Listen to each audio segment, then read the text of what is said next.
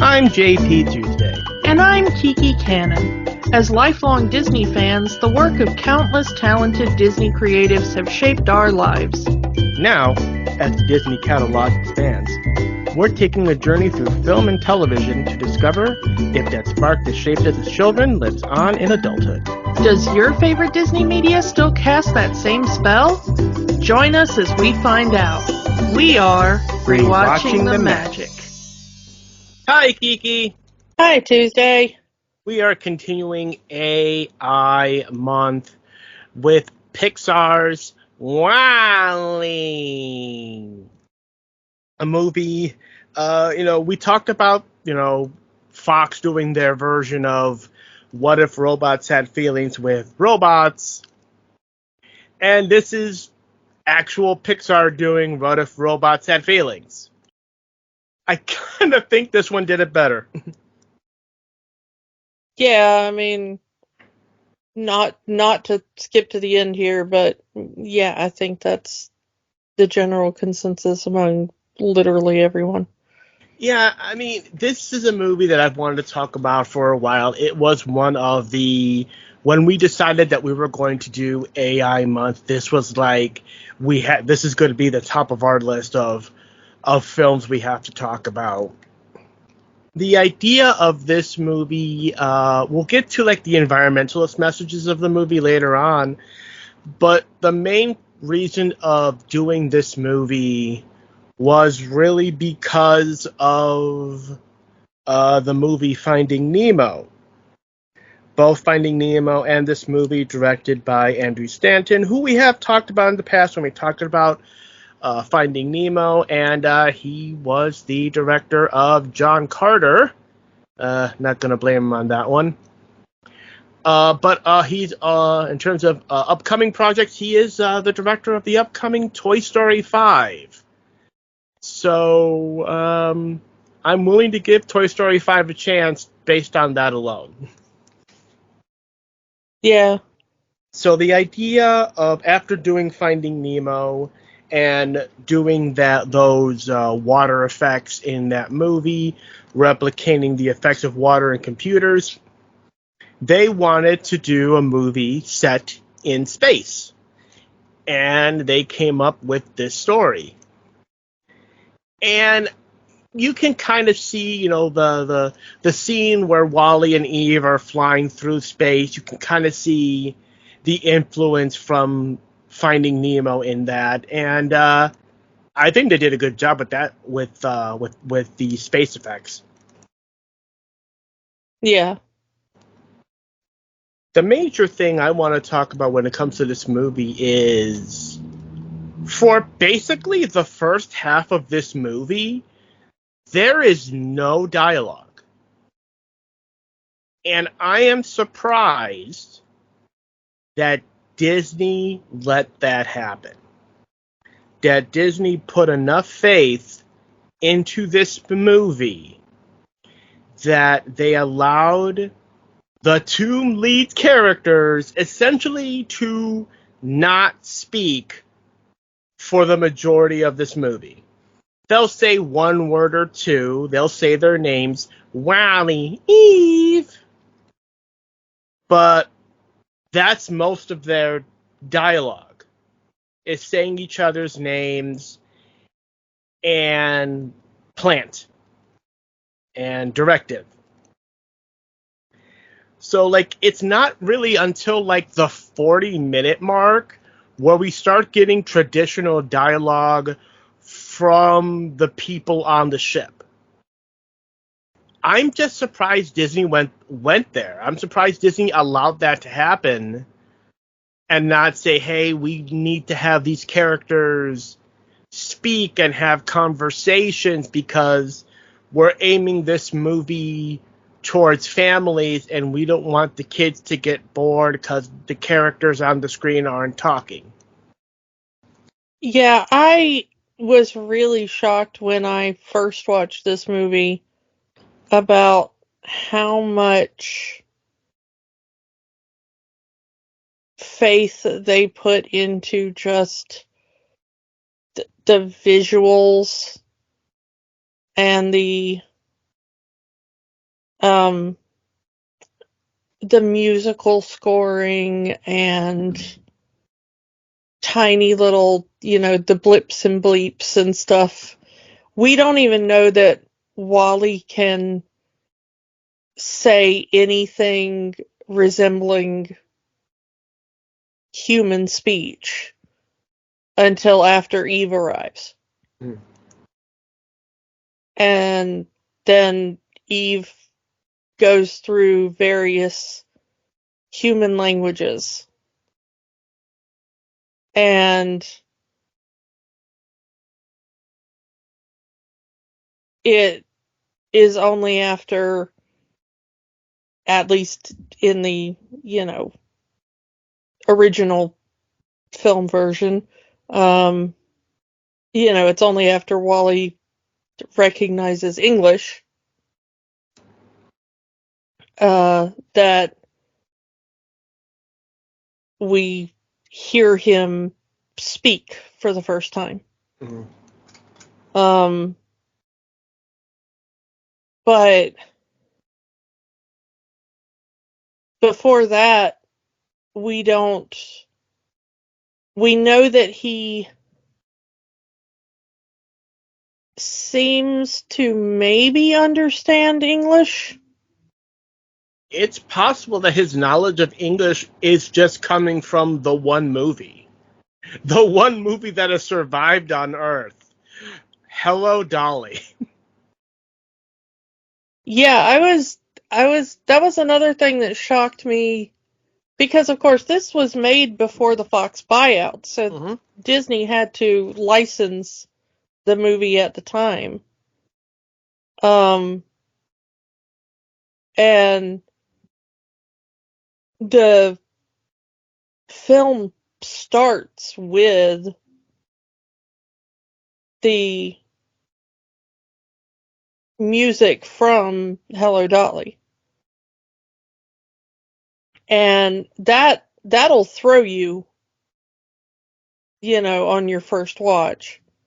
Apparently, Andrew Stanton was in a production of Hello, Dolly in his younger days, and that was the decision to have that be the lone surviving film on this planet. I'm surprised Disney didn't come in and say, no, it has to be a Disney movie. Like it, I mean, you would think Disney would say, oh no, it's got to be like Mary Poppins or something. Yeah. But no, they let it be Hello Dolly, and they used the footage of Hello Dolly and the songs from Hello Dolly to great effect in this movie, almost in a way similar and also different to their original uses in that film. Hello Dolly is very close to my heart because um I worked a production of Hello Dolly. Um our our friend Sydney, who has been on the show before, played Dolly in that production. Mm. And during the song that plays most frequently in here, during that It Only Takes a Moment, Mm. the only person not on stage was Sydney, because Dolly is the only person not on stage during that scene. And she and I would, because I was the stage manager and backstage help, and her dresser, and it's community theater, so I basically did all of the things. um and she and I would stand just in the wings and mime the song to each other as the as the actors. were singing it on stage. So little did the audience know that just off stage there were two crazy women having their own little mini play of that song just before Dolly came back on stage. And it would always, every single performance of that would end with us just off in the wings, playing Gay Chicken at the kiss at the end. So the that was always a fun part of that show. So every time I hear that song, I remember that. Love you, Sid. But that show is very close to my heart as well, because I had so much fun on that production. I love that they put that in this. This is also, I think, the first Pixar film to ever have any live action footage. The first and the only, as of right now. So yes, there's the footage of Hello Dolly, but there's also human actors, live action actors, specifically Fred Willard, who plays the CEO of By and Large, the big corporation that dooms the world, and is also the president of the United States. Yeah, this seems to be a world. I mean, we do see kind of later on in the movie, we see buildings with other corporation names on them, but at least for like 95% of the movie, the only company name we see is By and Large. Well, if the CEO of the company is the president of the United States, you would think he would use that influence, a businessman using his influence to get his own self-interest in his own self-interest pushed forward. Never. Well, actually, I was going to suggest that it went the other way. There's the joke in Demolition Man about the restaurant wars and then everything became Taco Bell. Oh yeah. I think that the more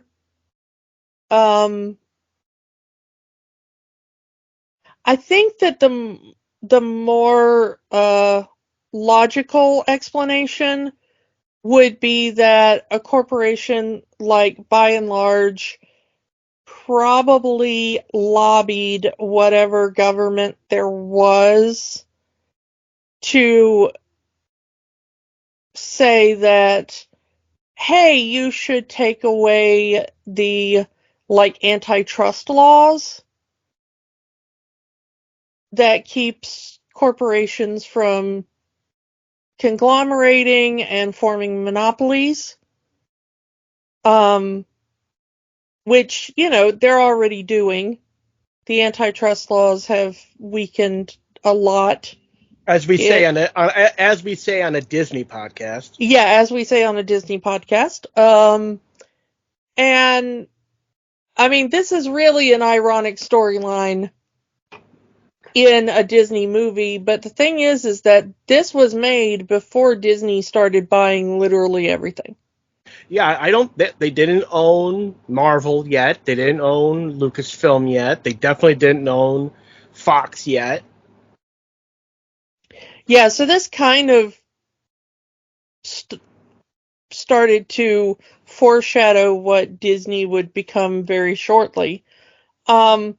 But I think that what probably happened in this particular universe of WALL-E is that corporations, like, by and large, lobbied whatever government there was to take away the antitrust laws, and then they started, buying up smaller corporations and consolidating into larger and larger, monopolies, until, by and large, was the only thing left.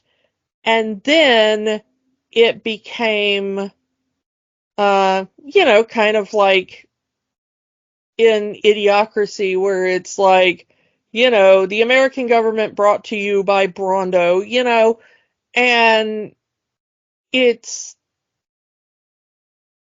just, eventually, it's the president of Earth is also the CEO of By and Large, because that's the only thing left.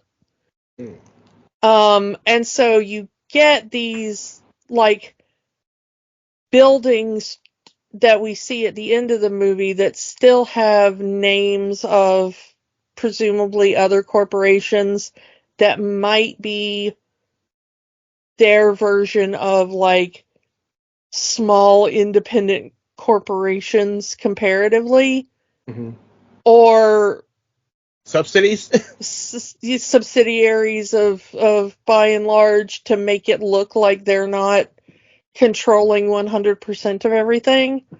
Kind of like, I mean, because corporations already do that now.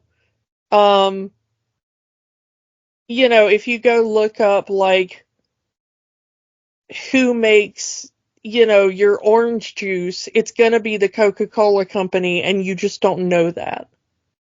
Because they've got, like, oh, this is, Minute Maid orange juice or whatever, and then you look, well, who owns that company? And eventually you find out that, like, everything in your refrigerator is owned by the same two corporations. Yeah. And so I think maybe what we're seeing when we come back to Earth is that, like, even though we do see, like, 2 or 3 names other than By and Large, it's probably just all By and Large.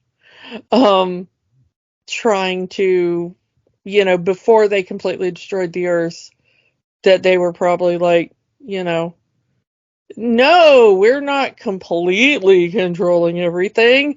There's still competition, but once you got on the spaceship, it's just your entire life brought to you by and Large, Yeah. And it let's circle back to the environmentalist message. This is, we've talked about how, Disney, the evil corporation, and everyone can talk about that. But the movie from the evil corporation, talking about the evil corporation that destroyed the world. Look at the pollution, and Earth is basically one giant landfill now. Everyone else has left the planet. This is 800 years into the future. Let's straight that out. So 800 years into the future, Earth is a landfill. Every human has left the Earth. They're living on spaceships. Just one. Are we sure it's just one? Yep. It is literally just one. Because they say ships, multiple. We just see the one. I don't know. So we have a ship out in space that has all of humanity on it, and it's been that way for 700 years. And Earth is a landfill, and their mission is, hey, we have this cleanup crew of robots on Earth, and in 5 years, they're going to clean up the Earth, and we can go back. 700 years later, Earth is still a landfill. And all of the robots have broken down except for one, which is our Wally. So Wally that's his function every day. He collects as much trash as he can, puts his whole thing, he compresses it into cubes, he stacks the cubes, and then he goes home at the end of the day, recharges his batteries, and he does it all over again. He's just like you and me.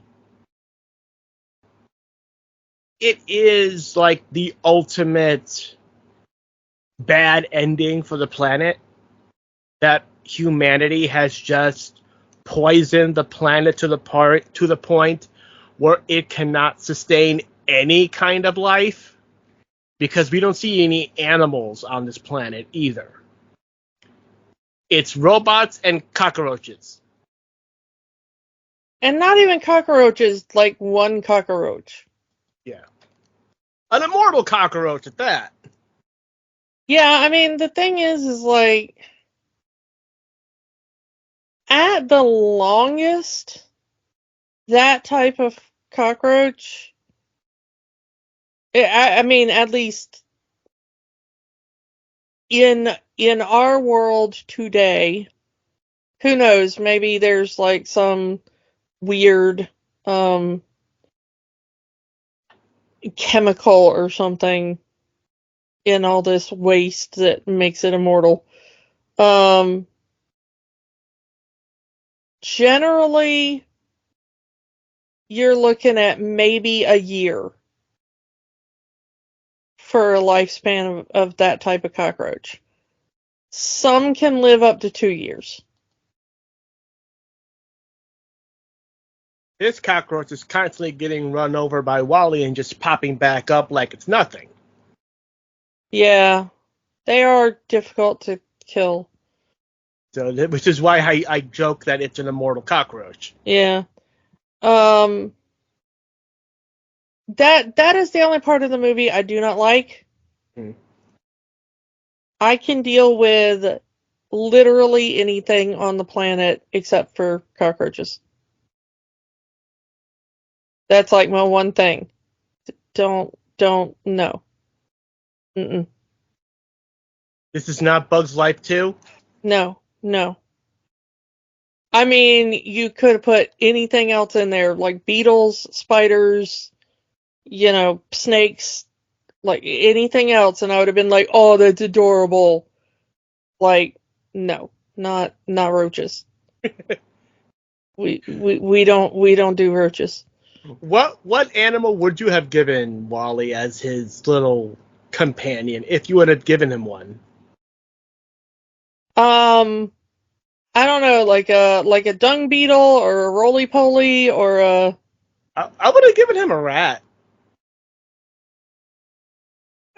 Well, I will say that one of my favorite jokes in the movie is later on when Eve and Wally end up in the garbage dump of the ship, and Eve falls in there, and there's all these little computer mice running over her body because they're living in the garbage. So like even the animals are robots. It seems that all of the robots in this world have some level of sentience. Like Wally does, Eve does, all of the even the malfunctioning robots have some level of sentience to them. It feels to me like on the ship, the 700-year time span, like that the humans have, or maybe the robots themselves have created better robots that have more sentience. But I think we're supposed to think that all of Wally's brothers, sisters, whatever, that have broken down in the 700 years would not have been sentient. And that Wally gained sentience from just being around for 700 years. And also, I think experiencing that movie. Well, yeah, I mean, humanity. To skip ahead here to the end, we'll back there, but skip to the end, when they repair Wally, he's just acting like a robot, doing his function. he's not acting with any kind of humanity in him. Total factory reset. So I think you're right. Yeah, I mean, I think, I heard when the movie originally came out, and, I wish I could credit it, but it's just one of those things that's in my brain, Um, when the movie originally came out and I was watching um, interviews with the creators, I remember somebody on the production saying that comparatively, Wally was supposed to be like a DOS machine. And Eve was supposed to be like the latest iPhone, and that Wally was the original, hey, we've just started making robots. And because 700 years had passed, Eve was the new hotness. And she was the thing that was like cutting edge technology. So that when humans had left Earth, they didn't have anything like Eve. That stuff like Eve had been developed in space. And we don't know exactly where along the trip Eve would have been developed. And all the other robots on the ship. But those robots had been developed at some point when humanity was in space. Because I would go with that as well, especially when you go with Otto's voice, autopilot. That is a straight text-to-speech voice. They credit the text-to-speech program in the movie, so that is also probably also a 700-year-old program without that, without a bit of humanity in the voice, and also being a straight robotic voice helps it be spoiler, be our main villain. Yeah. The voice for Otto is something called Macintalk. And it was it's also called Plain Talk. And it was a text to speech built for the Macintosh, and it was one of the first text to speech for Macintosh. And I believe it came out in the 80s. The very original one. I don't know which version specifically they used for Otto, because there's been several versions. And they never say. They just say Macintalk as Otto. Yeah. So I don't know which version they used specifically for this, or if they tweaked it for the film, like if they just took the base code and upgraded it, or whatever. But I believe that the original, the most basic version of that software was put out in the 80s. And I think I heard, again, this is all just stuff that's bouncing around in my brain. Somebody please correct me if I get this wrong. but I remember them saying that they wanted like a text-to-speech Macintosh voice for Otto to give that kind of Stephen Hawking kind of voice. Because they wanted something that would give the idea of like intelligence, but not the, because the text to speech stuff now with what we have with like Siri or something, it sounds more human like. And no offense to Stephen Hawking, but because he got his voice synthesizer so early, he was one of the first people to use one. It sounded very robotic.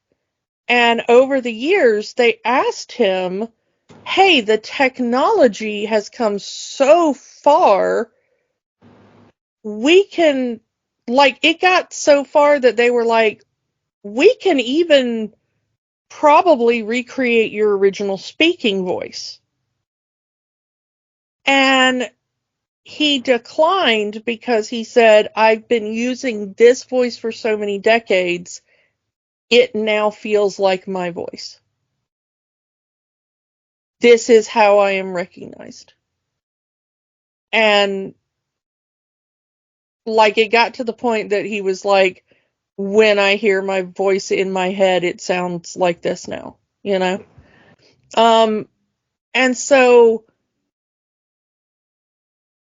to a lot of us, there is that kind of, when we hear that particular kind of robotic text-to-speech without that inflection,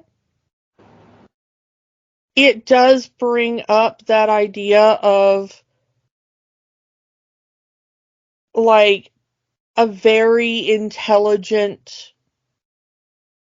but also kind of weirdly trustworthy person, because Stephen Hawking was so revered, and so even though the character of Otto is based on like Hal from 2001 and looks a lot like GLaDOS from Portal, at first you're not pegging Otto as the villain, even though there are those visual cues, the big red eye in the middle and the fact that it looks like GLaDOS and because weirdly, even though there's that robotic, I hate to say soulless, but it is kind of soulless, lack of inflection in the tone of voice, for that Macintalk thing. You are thinking more like Stephen Hawking than you're thinking Hal, because Hal was voiced by a human, and so even though it's like a human trying to be very, I'm sorry, Dave, I can't do that, humans still have that kind of inflection in them. So I thought it was very fascinating that, like, Wall-E is voiced by a human. Eve is voiced by a human. All the other robots are voiced by humans. But Otto is voiced by a computer. And the Axiom's computer is voiced by Sigourney Weaver. Yeah.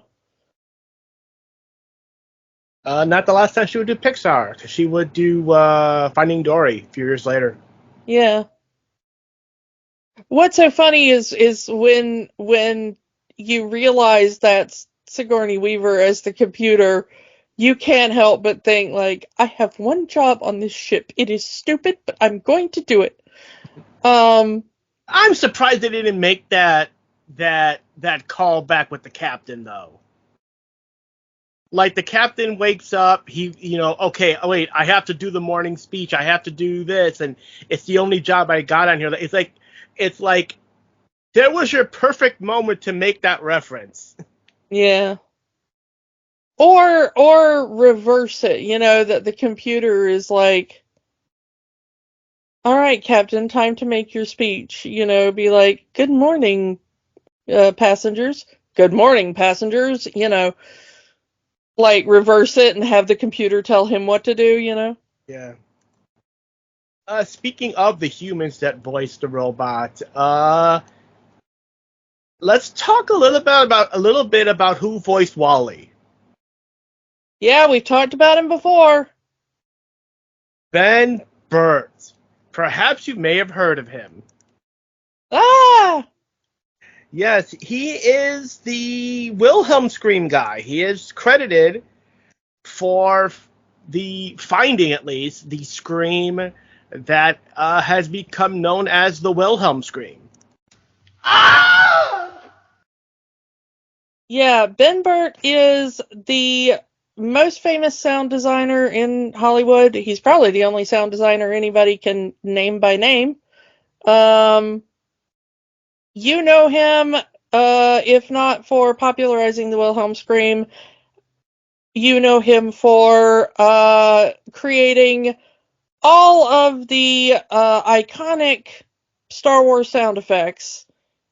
He made the R2-D2 noises, he made the lightsaber noises, he made the heavy breathing of Darth Vader, he made all of the Ewok noises. I mean, if there's a sound effect in any kind of awesome movie ever, Ben Burtt is almost certainly responsible for it. Not his only Pixar role, because he was there at the start. He was there. He did the sound design for The Adventures of Andre and Wally B. Yep, which we have talked about. That very early Pixar short. Go back to our early Pixar shorts episode for our discussion on that. But yeah, Star Wars, E.T., Dark Crystal, Indiana Jones. But he is the voice of Wally. Wally. I'm pretty sure. I don't know if this is his only acting role, but it's probably his only starring role. Yeah, I think this is the only movie that stars Ben Burtt. He also is the voice of Mo in here as well. The little cleaning robot that constantly goes around trying to clean up after Wally. We get Pixar's Good Luck Charm, John Ratzenberger. He is John, the human that Wally accidentally knocks into and knocks off his hover chair when he first gets on board the ship. And then Kathy Najimy is Mary, who is the woman who Wally turns off her little screen and she's like, wow, I didn't even realize we had a pool. And they fall in love during the course of the movie. And adopt a bunch of kids.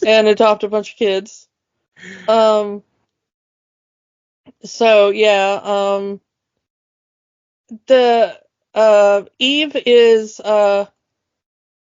voiced by Alyssa Knight, who is a Pixar employee. And she's one of those things, we've talked so much about how, like, Pixar employees just kind of end up being, like, they're doing random stuff, and then all of a sudden it's like, hey, record this, like, one line or whatever, and then they end up, like, voicing a part. Um, and apparently, like, she was working as, like, an assistant or something at Pixar, and she would do the scratch tracks, which, for those of you who don't know, are when you need a little bit of audio to help flesh out a scene until the actual big name actor can come in and record their lines. So they'll just, grab somebody who works there and be like, hey, read these lines to go along with the storyboard or the rough animatic, and also we can see how it's gonna play out. And apparently she was good enough at that, like, for a bunch of parts, they just kept her and didn't hire a big name actor. And I'm guessing that's how she got the part of Eve. I don't know for sure, but that's how she got, like, parts in, like, her first part was in Cars, I think. Yeah, she played one of the Lightning McQueen super fans that flashed their headlights at him. There's a reason I'm resistant to do Cars. That's one of them. But yeah, and so good for her. I like when people kind of prove their worth in a non-traditional way. Mm-hmm. I think that's kind of cool that the two stars of the movie are people who are not really known for being actors, voice actors or screen actors, in that sense. Yeah, I mean, if you're right for the part, that's one thing that I do love about, like, they could have gotten a celebrity to do these lines. We're gonna pay you a buttload of money, and all you got to do is say Eve, Eve, plant. Yeah, You know, it would be Scarlett Johansson or something. a lot of risks with this movie. Like I said, you know, 40 minutes of this movie without traditional dialogue, and the two leads are played by people not known for being actors. It's a lot. I mean, I'm surprised Disney let that happen. Honestly, I think it's kind of cool because,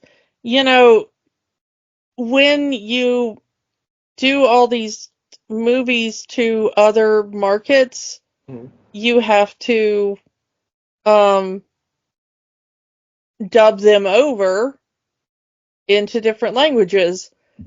But honestly, you don't really have to do as much dubbing for this movie because their names are Wally and Eve, and other than, like, Plant and Directive, you have to do, like, 4 words maybe for Wally and Eve together to dub it into a different language.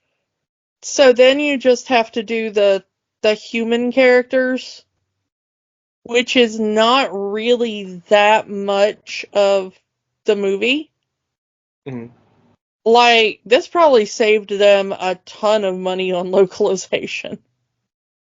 I mean, you really only have the three characters on the ship and Fred Willard. Yeah. Um so most of the robots either just say their names or maybe one word. Like, the only one that would say complete sentences would be the beautician bot. because Yeah. it's programmed to act like a beautician. Oh, you look so lovely in this. Yeah, this is a good look for you, you know. I wonder, okay, my grandparents, on one side of my family ran a barber slash beauty shop. My grandfather and uncle were, well, two of my uncles and my grandfather barbers, my grandmother beautician. So I grew up in barber slash beauty shop. I wonder if these robots were programmed to gossip, because that is literally like, I don't know, 80% of being in a beauty slash barbershop. And I know men are gonna be like, that ain't what a barbershop is like. Screw you. I have been in barbershop with old men getting their hair cut. Y'all gossip just as much as little old ladies in the beauty shop. Shut up. They made an entire film franchises about men gossiping in a barber shop. Yeah, I wanna stop here and talk about my biggest beef with this film, Go ahead. even over and above the cockroach. This movie, I'm just going to go ahead and say it. This movie is downright fatphobic, and it tries to hide it under, like, science. But their science is completely wrong. And I cannot stand it. So yeah, when we get to the ship, we see that 700 years of having everything done for you has made humans quite literally fat and lazy. They roll around in these hover chairs. They can't even stand up under their own power. There is that a little blurb with Fred Willard saying, "Hey, you've been in space for so long, you've lost bone density, but a few minutes on the treadmill will just shake off that flab." The thing is that I'm gonna point out that you're a little bit wrong in what they say in the film. What Fred Willard says is you've been in microgravity, and so your body will have changed. And that part is true. We have had enough of humans in microgravity that we now know. I mean, we don't know what 700 years of humanity being born in space and, whatever necessarily would do. The thing is that the reason astronauts look like they've gained weight in space is because gravity on Earth makes the fluids in your body, your blood and everything, distribute in a certain way. Okay? So your heart has to work in a specific way to pump blood against the flow of gravity. Well, when you're in microgravity, it doesn't really work that way. So the fluids in your body distribute in a different way, and it does things like make your face look puffy and stuff. But that's not fat. It's fluid distribution, because the gravity is not making your blood and the water in your cells and stuff move in the same way it does in Earth's gravity. So that's why if you see, astronauts broadcasting from the space station or whatever, they'll look puffier and fatter than they do on Earth. It is not that they have gained weight. Now, microgravity does affect your bone density and your muscle mass. What microgravity does not do is make you gain fat. What they have suggested is that all of the robots around doing things for people and whatever, and the lack of muscle mass and bone density is making people unable to walk around, and therefore, they are lazy and they won't do anything. I mean, yeah, the robots do everything for them. You don't have to. They say that right at the beginning of the movie. You don't have to walk anymore. The chair will take you everywhere you want to go. So they're not walking anymore. They're just sitting in this chair. There's no proper food on this ship. They drink all of their meals come in milkshake form. Yes, yeah. That is a reference to spaceships with their liquid meals and all of that. But I think that's also adding to them being fat because they're doing nothing but drinking, for lack of a better term, milkshakes all day. Yeah, the thing is that this is a thing I have a massive problem with, just in general.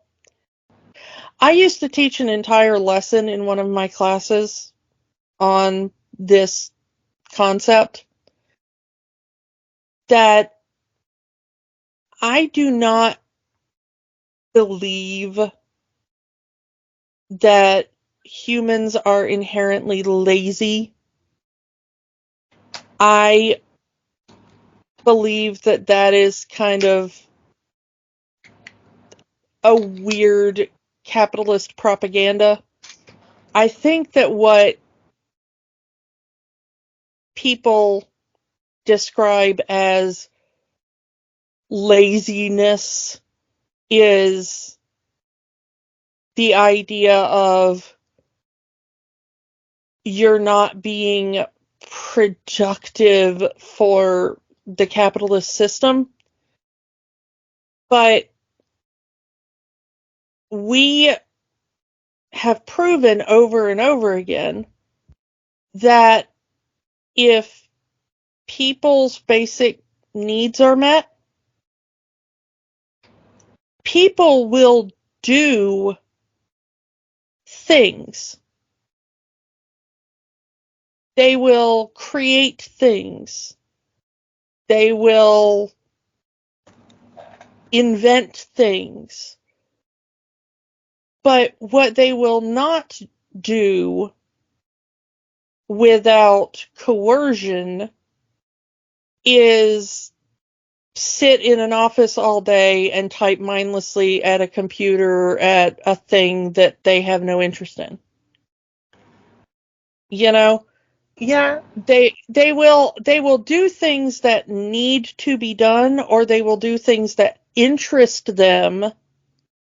But most people do not want to just sit around and stare at a wall and not move for their entire life. They've done studies. This is fascinating to me. They've done studies that, like, you can put somebody in a room and the only thing, for like 2 hours or whatever, not like solitary confinement for months or anything, you can just be like, hey, we're gonna come back to you in a little bit to give you a test for something. Just wait here for a minute and somebody will be back in a minute, you know? And you can leave a person alone with like a little thing that they discover, like gives them like a tiny electric shock. And if there's nothing else to do in the room, people will start playing with the thing that gives them an electric shock just because they're bored and they want something to do. They could literally just sit there and not do anything and stare at a wall, or they could like play with a thing that actively causes them pain. And just because it's more interesting to their brain to poke the thing that shocks them, humans will sit there and like poke the thing that shocks them rather than just sit there and do nothing. Okay? So like every time I watch a movie or a TV show or whatever that's like, oh, the robots took over and now all humans do is like sit in a chair and do literally nothing all day. It's like, no. If humans had their needs cared for, they would paint, they would make music, they would create video games, they would invent a new type of sport, they would do something. And you don't see that in this movie. It's just sitting in their chair looking at their screens. And that's another thing, if you want to go in that direction. This, even here in 2008, making a movie about people are lazy looking at their screens all day and they don't notice the world around them. I didn't know we had a pool. I didn't know all of this is going on. It's very old man yells at cloud mentality. Yeah, and the thing is that while this film seems to have a very anti-capitalist thing, this is the part of the movie that is weirdly capitalist to me, because the idea is, you know, I'm one that's very much for like the, you know, fully automated gay space communism utopia, you know? I think that literally everything would be better if there were more, you know, let robots do the drudgery, you know? Let robots do the cleaning and let robots do the maintenance and the, you know, whatever.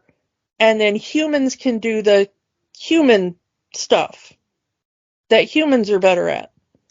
I don't want, you know, we're doing AI month. I don't want AI to make a film or a portrait or whatever. I want humans to do that. I want a Roomba, you know? Yeah. Like, I want robots to vacuum my floor and clean my dishes and stuff. I want humans to make the pictures and the movies and the video games and the whatever, because that's the stuff humans can do better. We've got it mixed up because of the capitalist idea of humans will just sit around and do nothing unless you force them to do things with the threat of starvation or being unhoused or whatever. Which I think is absolute bullshit. I think if you give people the basics of survival, they will invent amazing things and create amazing art and do absolute awesome crap, you know? I think we would have already colonized 7 other planets by now if we would just be like, oh, hey, everybody gets nutritious food and has a place to live, and we can distribute healthcare as equitably as possible, you know, and everybody can have equal access to education and stuff, you know, because you know that there's some kid with like no access to clean water or nutritious food or education or basic vaccines or whatever in some third world country being forced to be a child soldier or something, who, if they just had access to all those things, could probably be like, oh, here's like infinite energy for free from the sun, you know? And like, we'd probably be so much farther along if we just like did that instead of being like, oh, you know, Elon needs a 17th yacht. I don't know. It makes me pissed off, and that is my one problem really with this movie. I mean, I talk about the cockroach and that pissing me off, but the thing that really pisses me off about this movie is that it does perpetuate the stereotype of like, oh, if humans actually had their needs cared for, they would just be like lazy fat blobs that do nothing and contribute nothing to anything, which I find absolutely abhorrent and insulting to humanity as a whole, and I need people to stop spreading that. Just because they wouldn't work themselves to death for like the enrichment of a single billionaire does not mean that they would immediately become lazy blobs, you know? They would entertain each other, they would make music, they would, you know, they would invent things, upgrade those robots, they would, you know, do something. Sorry, rant over, but I really needed to get that out of my system because that is the one thing about this movie that really angers me. But I will tell you a joke that I absolutely love in this. When Mary, Kathy Najimy, looks beyond her screen and she goes, I didn't know we had a pool. The pool is on the Lido deck, which I remember hearing from like Love Boat or whatever, you know, like, oh, we will be having, you know, whatever on the Lido deck. But I never actually like looked it up what it means. So I looked it up today, and this is going to be no surprise to anybody who's ever been on a cruise, but I've never been on a cruise, so, you know, whatever. But in case you don't know, the Lido deck is the part of a cruise ship that has the outdoor pool. And I find it hilarious that on a spaceship, which has to be, you know, sealed up because no air in space, that they have a Lido deck, which is a specific word for an outdoor pool on a ship. I don't know why I find that so funny, but I do find that funny.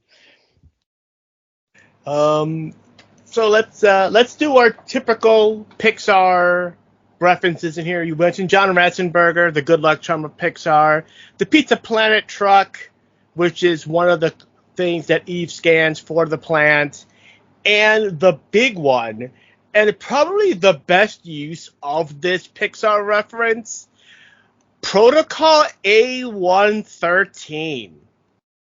Yeah, I was surprised that they made this such a big part of the movie.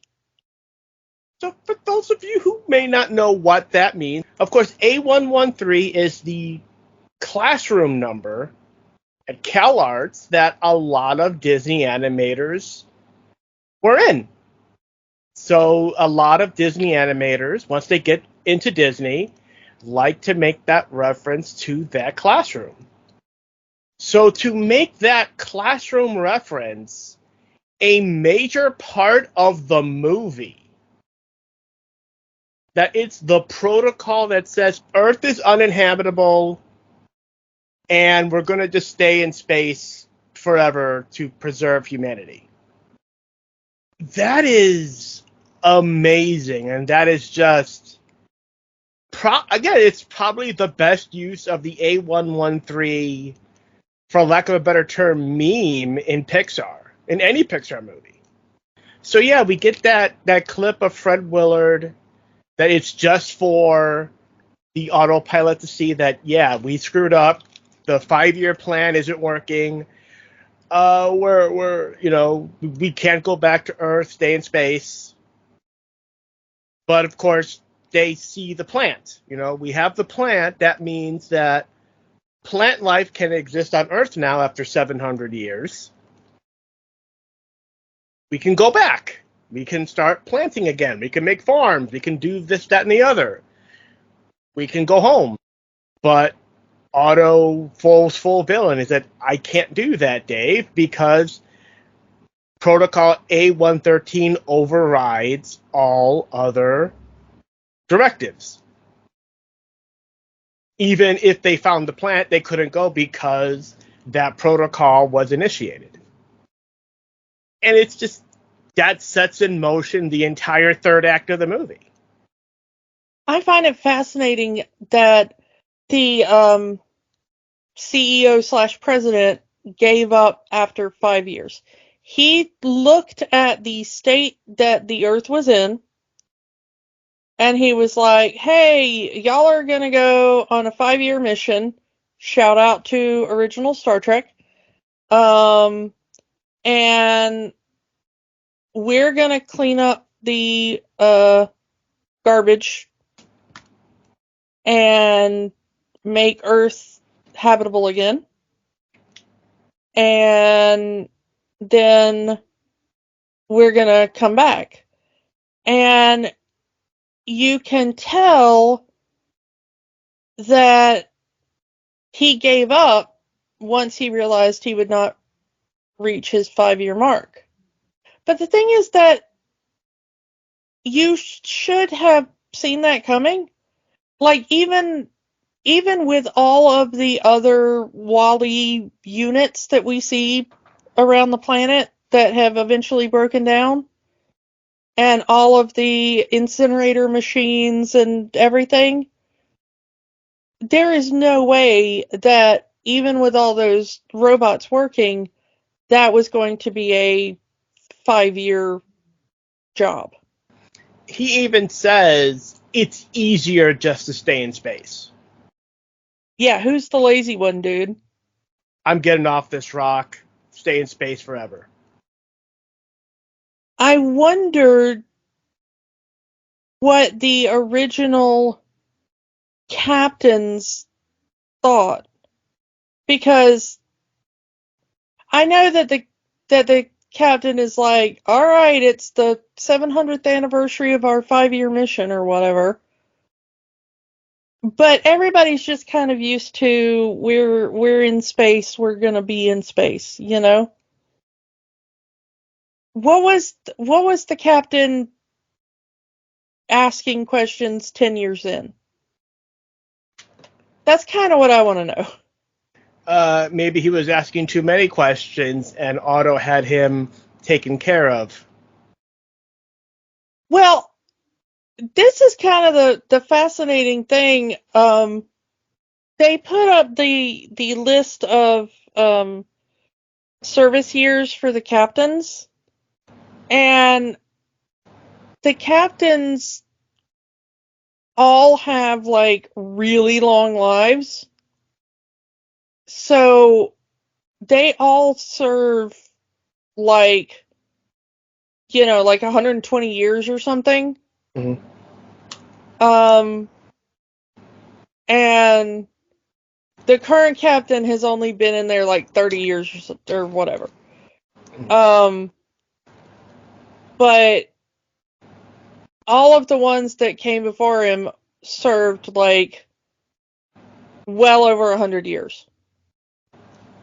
Maybe they never asked questions, because it's like it's only when the plant is put on the ship that the captain even questions what is Earth like, what is going on that planet, a planet he's never been to. What is Earth? What is seas? What is a hootenanny? Well, but that thing is that, let's say that the first captain was the only one who ever saw Earth. Okay? And the second captain was born on the ship. Wouldn't the first captain at least be asking questions of like, why have I been captain of this thing for 100 years now? It's possible that he also saw that video. And he said, well, Earth is a lost cause. Guess we're staying out here. But the thing is that even 700 years later, they know that it was only supposed to be a 5-year mission. Nobody's wondering why they're still up there. I mean, he makes that reference. The captain makes that reference. Hey, it's the 700th anniversary of our mission. We're gonna, he doesn't even question it. It's like it's okay, just a normal thing. So I think after the first 5-10 years, people just stopped asking the questions, because why would you? You have everything you would need. All your basic needs are met, and you can just live however you want to live. And why go back to the rock that isn't habitable? I don't know. It says a lot that in 700 years he is the only captain to ask those kind of questions, even when the false sense of hope. When Otto steals the plant and saying, well, false alarm, we're not going back to Earth. And the captain just says, oh, okay then. Business as usual then. So it's possible that those things may have happened previously. It's possible, very possible, that other Eve bots came back with some sort of proof of life, and Otto just got rid of it because the protocol was already enacted and there is no going back. We don't know. I mean, the whole thing is it's very Noah's Ark. We're going to build a ship, put everybody on it, and they come back because of an olive branch in the original story. Here is just this little patch of grass. The entire fight, though, the playing keep away with the plant, and according to the director and creators around the movie, they wanted the humans to look like their wording was giant babies, not necessarily obese, but specifically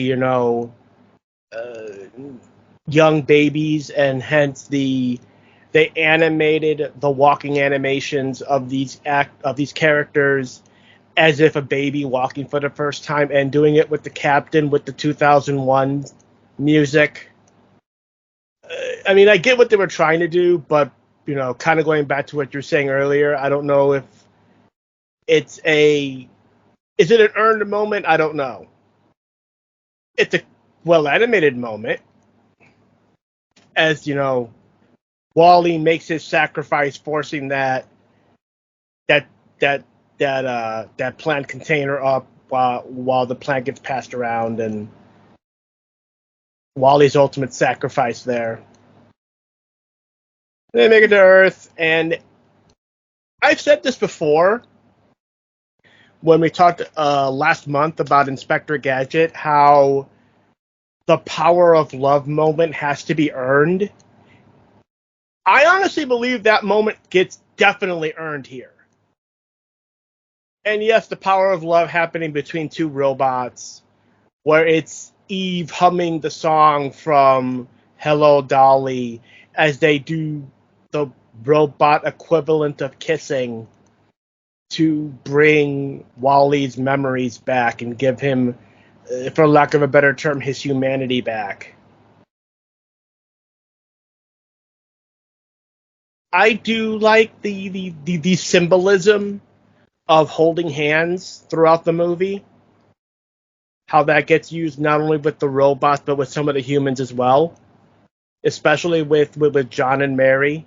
Their mute cute is them accidentally holding hands. Wally watching Hello Dolly and all the couples holding hands and him wanting to hold Eve's hand, and his trigger for his memory is holding Eve's hand. I think this is one of the most earned love stories in Disney history. And it's between two robots. Yeah. It's probably one of Pixar's best movies. I mean, the movie was considered. I mean, this is only the second Pixar movie other than Toy Story to be chosen by the Library of Congress for preservation. That says a lot. And it's part of the Criterion Collection. Yeah. The first Pixar movie to get that honor. Yeah. I want to talk about just real quick the when they take Eve and Wally down to the like broken robots thing Mm-hmm. in the ship, and Wally thinks Eve is being tortured. Yeah, she's getting this full-on manicure, pedicure, spa treatment, but through the glass, he's seeing her arm get ripped off, her head's getting ripped off. He thinks, I mean, from his perspective, his girlfriend's getting tortured, but she's getting pampered. Well, he doesn't know how she works, you know? She's the new hotness, and that's not how he works, and, you know. But I love all of the other broken robots. I hesitate to call them broken because they're just. Malfunctioning. I'm not even sure they're malfunctioning. They're just different. But I love that like the vacuum robot sneezes from all the dust.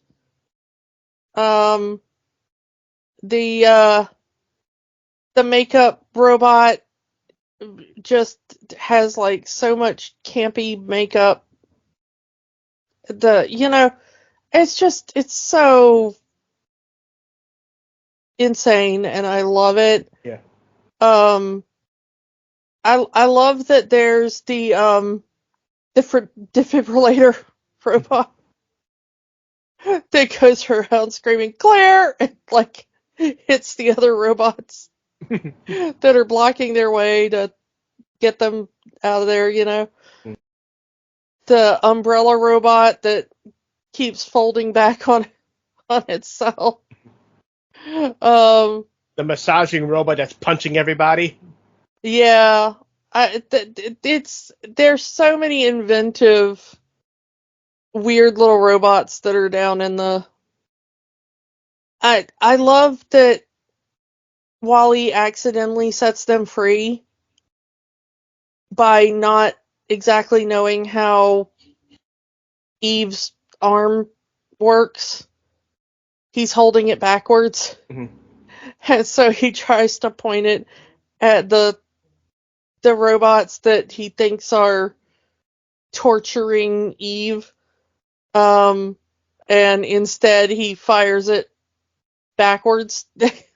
And there's that wonderful slow motion moment where Eve is like, no! And all the other robots like watch the blast as it just like sails past them. It's such a great little bit of animation. And then all the robots are like swarm Wally and like lift him up on their shoulder, like our hero. It's just such a great moment as they're like, the savior has arrived.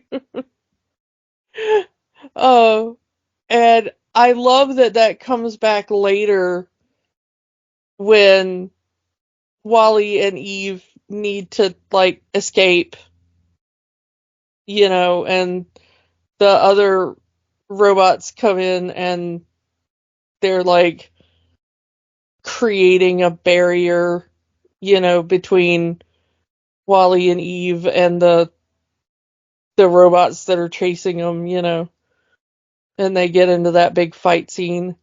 Yeah. And the whole thing is awesome. This whole movie is beautiful. Yeah. And it does end on a little bit of hope. Humanity comes back to Earth. The grass is growing on the planet again. It shows that there's hope for the future. It may not be a perfect future, but there's hope for the future for humanity on Earth. We also watched the follow-up short. So when this got released on home media, there was a short attached to it called Bernie. Bernie is a welder robot on the ship. And again, it's a lot of visual comedy where he is trying to fix this one broken light on the ship that was broken thanks to Wally. The very beautiful scene, we didn't really talk much about it, but that very beautiful scene of Wally and Eve flying through space together. Wally knocks a little bit of debris out of space and it crashes into the ship, breaking a light bulb, which Bernie has to fix. And just this hilarity ensues as the other events of the movie are happening around him, preventing him from either fixing this light bulb or, after he's fixed it, getting locked out and having to find a way back in. Yeah, we do see this particular character during the movie because Eve and Wally need to get back into the ship after their beautiful little dance sequence with the fire extinguisher and all outside the ship. They go inside this airlock and the door closes behind them and we see this little robot like run toward the door and be like, oh, because now he's locked out. That's Bernie. And this whole short is about why he was on the outside of the ship anyway, and how he got locked out, and, what he was doing out there anyway. And it turns out that Wally had, because of the shenanigans surrounding Wally and Eve, a little antenna had gotten broken, and Bernie was sent out to fix it.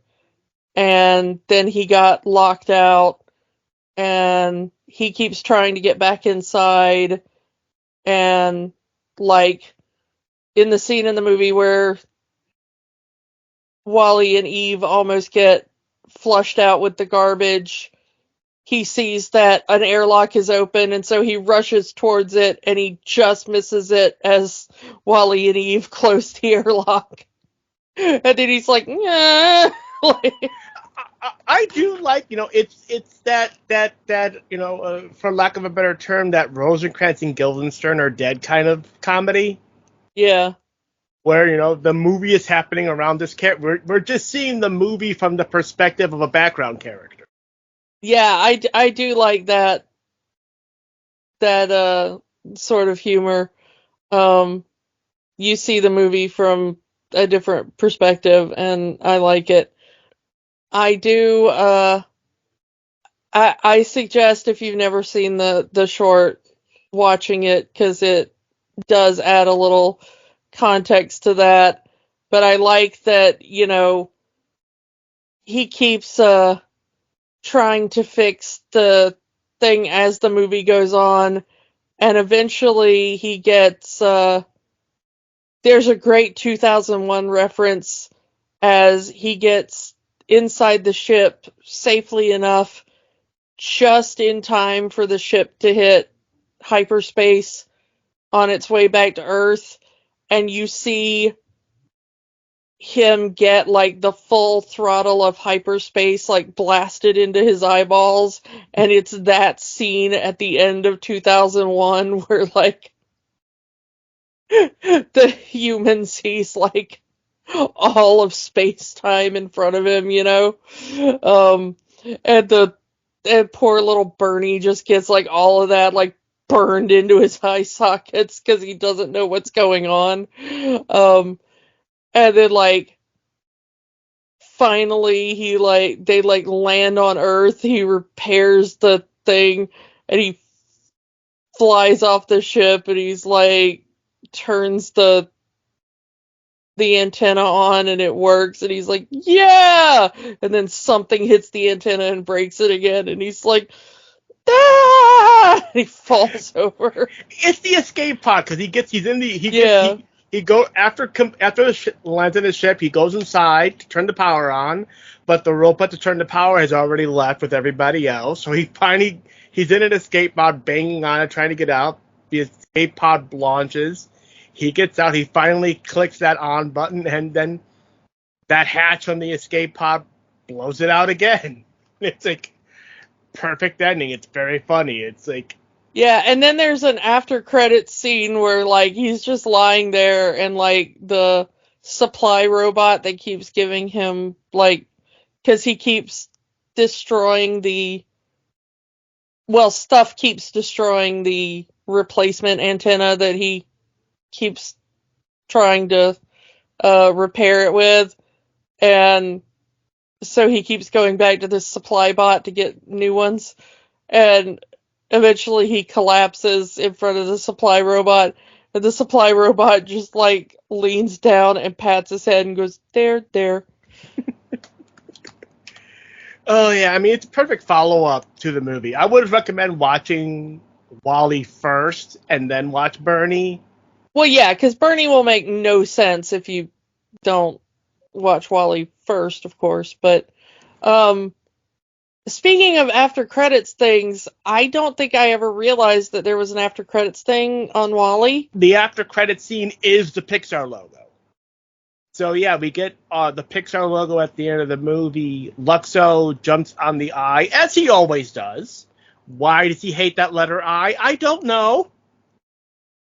But yeah, he jumps on that letter I. He does the look to the camera like he always does, and his light bulb burns out. So here comes Wall-E taking out the old bulb, putting in the light bulb that him and Eve have been playing with during that beginning part of the movie. It's actually not. You think it is, but if you look very closely, it's not. What it is that the one that burns out is the traditional incandescent bulb, the like globe light bulb that has the filament inside and stuff, okay? So what Wall-E does is he unscrews that traditional light bulb, and the bulb he puts in is actually a compact fluorescent bulb. It's the spiral, those new spiral ones? Mm-hmm. That's it. You have to look closely because it's not really shown on screen for very long. But I was like, wait a minute, that doesn't look right to me. And so like I looked really close, but if you look really close, he puts in like the new, more energy efficient bulb.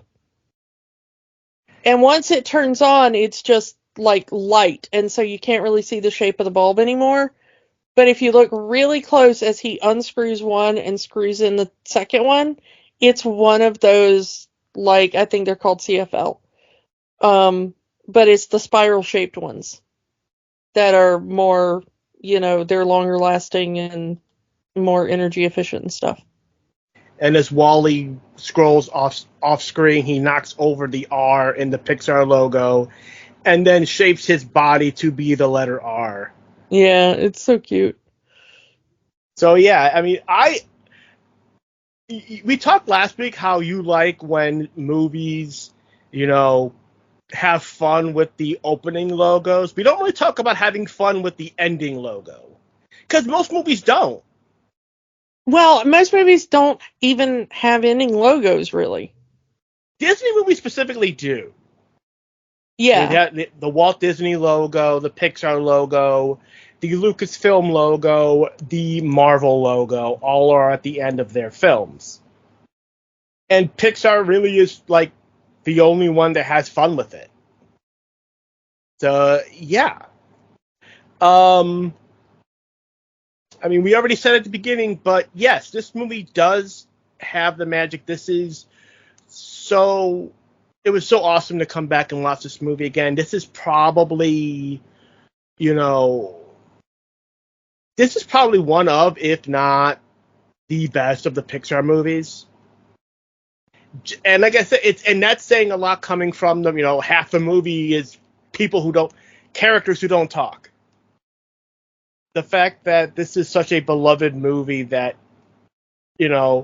only 10 or so years into its existence, it was decided that it needs to be preserved forever. Yeah, I agree. Much magic. I would definitely put it, if not number one, at least top 5 Pixar movies. I mean, I have a hard time being like, ooh, which is my like super favorite or whatever, but yeah, it's so up there. Hmm. Except for the rant I went on earlier, love this film, Yeah. So let's move on to next week. We wrap up AI month by going back into the world of the Disney Channel original movie with Smart House. This actually was the first movie we came up with when we decided to do AI month. So it's going to be fitting going back to the world of the DComs. Fun fact, it'll be another first watch for me. We've talked before about how I missed out on a lot of the DComs, so we'll see how I like it. So yeah, come back next week for Smart House, and we will talk to you all next time. Bye! Bye! Don't let the magic stop here. Join our conversations on Facebook, Instagram, and Threads at Rewatching the Magic. We are on the X formerly known as Twitter at Rewatch the Magic, and new episodes are available every week at rewatchingthemagic.podbean.com. Remember, the magic is for everyone. It only stops if you let it. Podcasts are fun. But there's work to be done. We encourage you to get involved. Here are some organizations we support. The American Civil Liberties Union fights for the constitutional rights of all Americans. Find them at aclu.org. The National Network of Abortion Funds helps people find access to safe abortion services. Their site is abortionfunds.org. The Trevor Project provides a 24/7 crisis helpline for LGBTQ youth and education services for schools on LGBTQ issues. They can be found at thetrevorproject.org. Or find a way to help in your area.